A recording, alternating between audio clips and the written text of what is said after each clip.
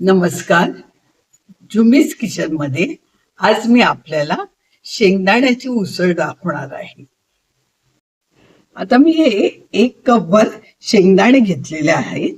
हे शेंगदाणे मी रात्री भिजवून ठेवले आहे आणि सकाळी आता मी प्रेशर कुकर मध्ये घालून त्याला शिजत ठेवते.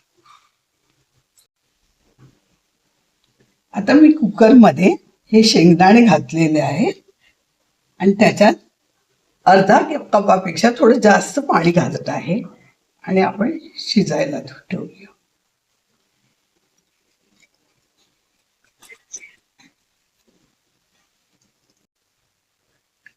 आता मी ह्याच्यात अर्धा चमचा मीठ घालत आहे.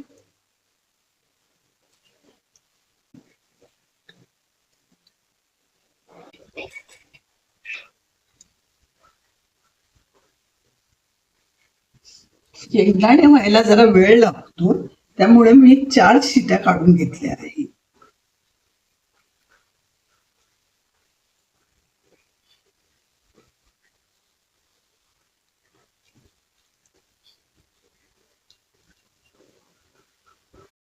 आता कुकरला मी 4 शिट्या काढल्यामुळे हे शेंगदाणे बघा किती नरम झाले आहेत. तर कमीत कमी 4 शिट्या काढा.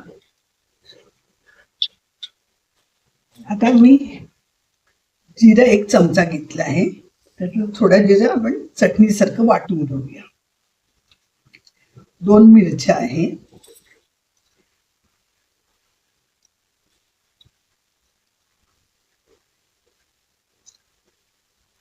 खोबरं घेतलेलं आहे. अर्धा वाटी खोबरं घेतलेलं आहे.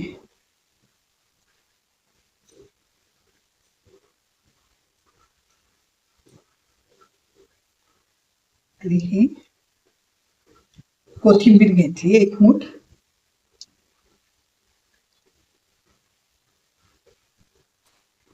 आता मी ह्याच्यात पाणी घालून वाटून घेते. आता मी हे सगळं वाटण करायला घेते आणि त्याच्यात अर्धा चमचा मीठ घालते.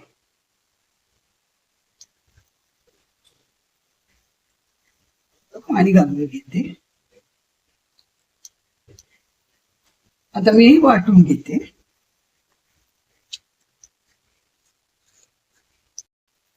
आता हे 1 पाव चमचा जिरं आहे ते मी फोडणीला घालते.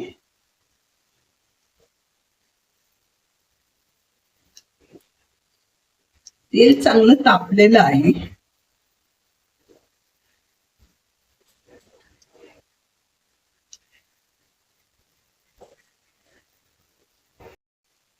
आता हे 2 टेबलस्पून मी तेल घेतलेलं आहे.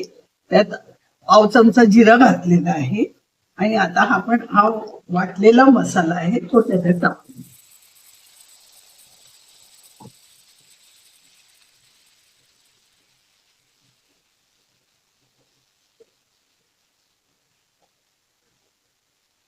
आणि हा आपण जरा ढवळून घेऊया आटेस तोपर्यंत, तेल बाहेर सुटेस तोपर्यंत.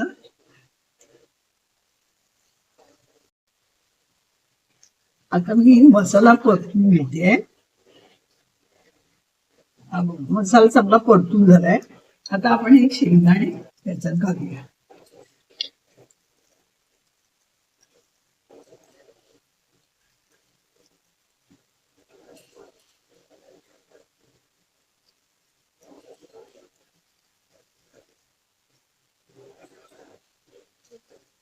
मला जर माझा व्हिडिओ आवडला असेल तर मला सबस्क्राईब करा आणि बेल आयकॉन क्लिक करा, म्हणजे माझे पुढील सर्व व्हिडिओ आपल्याला बघायला मिळेल.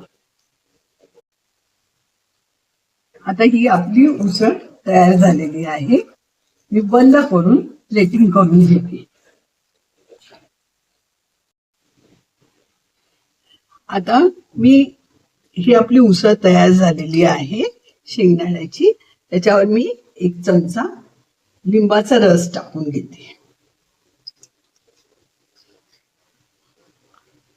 आणि खोबरं आणि कोथिंबीर घालून गार्निशिंग करून घेते.